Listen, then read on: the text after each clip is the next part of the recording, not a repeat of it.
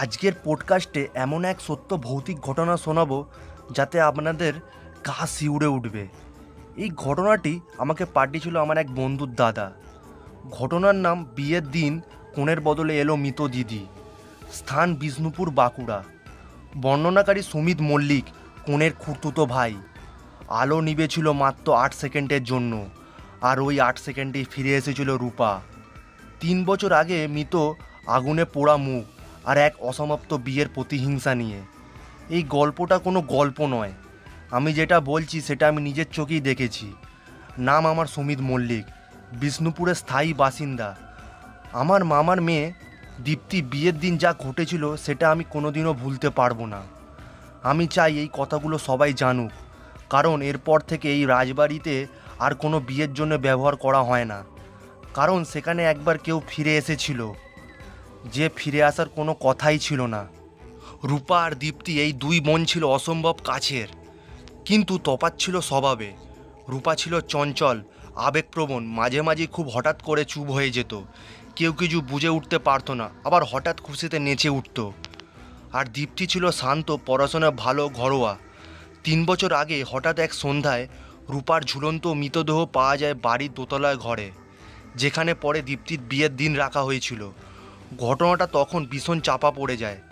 আত্মহত্যা বলা হলেও অনেকেই বলতো ওর ওপর নাকি কিছু ভর করেছিল, কিন্তু তখন এসব কেউ মানেনি। 2022 সালে জানুয়ারি দীপ্তির বিয়ে ঠিক হয়েছিল। ছেলেটা বেশ ভালো, কলকাতার বড় কোম্পানিতে কাজ করে। রাজবাড়ির অনুষ্ঠান হবে শুনে সবার খুব উৎসাহ। রায়চৌধুরী বাগানবাড়ি, যেখানে আগে বহু জমিদার বাড়ির বিয়ে হয়েছে, সেখানেই সব আয়োজন।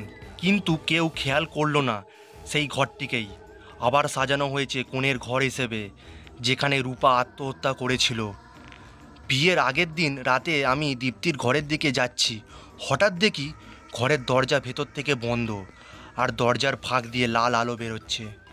একটা ধোঁয়া মেশানো গন্ধ, যেন পুড়ন্ত চুল, পুজোর ধূপ আর পোড়া ঘির গন্ধ একসাথে।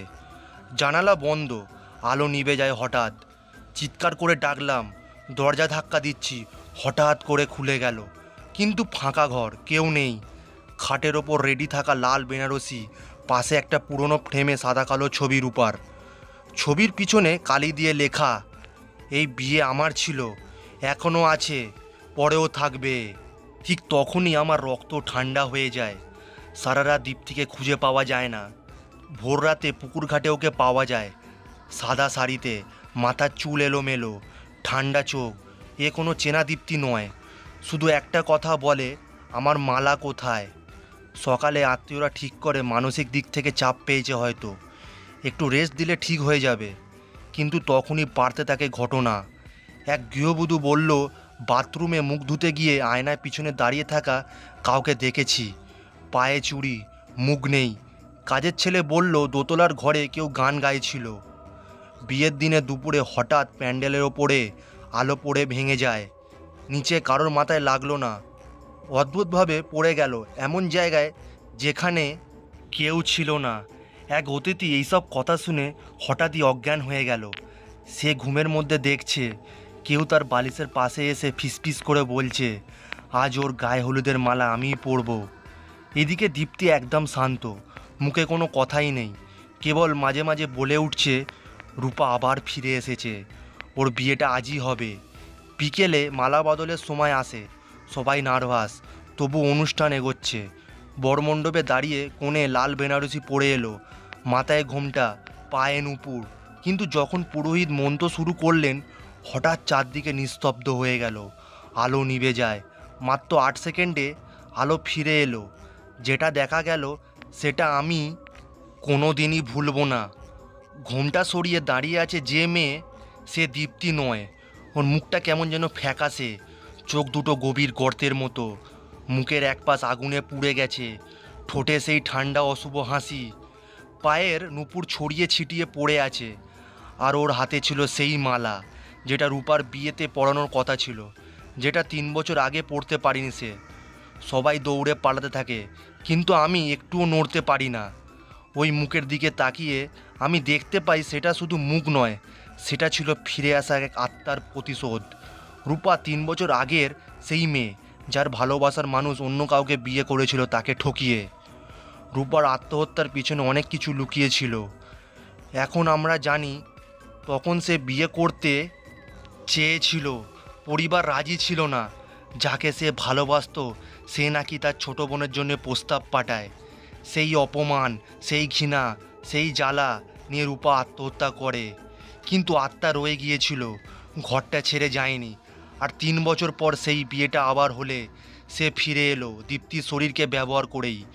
পুরোহিত তখন চিৎকার করে বললেন, এই মেয়েটি মানুষ নয়, এক আত্মা। জল আনো, গঙ্গার জল আনো। ঠিক তখনই কনের গায়ে জল ছেটানো হলো। আর তখনই যা ঘটলো সেটা চোখে না দেখলে বিশ্বাস করা যাবে না। কনের মুখ কাঁপতে লাগলো, গলা মোটা হয়ে গেল, চোখ রক্তবর্ণ। মুখ থেকে বেরোতে লাগলো একটি চাপা একটি চিৎকার, ওরাই আমায় বিয়ে করতে দেয়নি, আমি কেবল মালাটাই চাই, তারপরই আমি চলে যাব এখান থেকে। বৃদ্ধ পুরোহিত গঙ্গার জল ছিটিয়ে মন্ত্র পড়া শুরু করেন। মণ্ডপে তখন আতঙ্ক, লোকজন ছোটাছুটি করছে। এমন সময় দীপ্তির শরীরে হঠাৎ মাটিতে লুটিয়ে পড়ে। তারপর প্রায় মিনিটখানিক নিস্তব্ধতা। অবশেষে চোখ মেলে দীপ্তি বলে, দাদাভাই আমি কোথায় ছিলাম? আজও সেই রাজবাড়ির বন্ধ, কেউ যায় না। মাঝে মাঝেই রাতের দিকে কেউ শুনেছে ঘুমটা পড়ে কোণে কাঁদছে, আমার মালা কোথায়, আমার মালা কোথায়, আমার মালা কোথায়। এই ঘটনার পরে আমি আর বিয়েবাড়িতে কাজ করতে পারিনি। মানসিক চিকিৎসা নিতে হয়েছিল অনেক দিন। আজও মাঝরাতে আমার ঘুম ভেঙে যায় ওই একটাই প্রশ্নে, ও ফিরে এসেছিল আর কি সত্যিই চলে গেছিল, নাকি তখনও ছিল আর এখনও আছে? কি হয়েছিল? আপনাদের কোন পার্টটা সবথেকে বেশি ভয়ের লেগেছে সেটা কমেন্টের মাধ্যমে জানাবেন। আরও এরকম গা শিউড়ে ওঠা নতুন ভৌতিক গল্প শুনতে আপনাদের প্রিয় হরর ম্যাডনেস চ্যানেলটিকে সাবস্ক্রাইব করে দেবেন এবং একটি লাইক করে দেবেন। নমস্কার। আজ চলি, আবার নতুন ভৌতিক ঘটনা নিয়ে ফিরে আসব। ধন্যবাদ।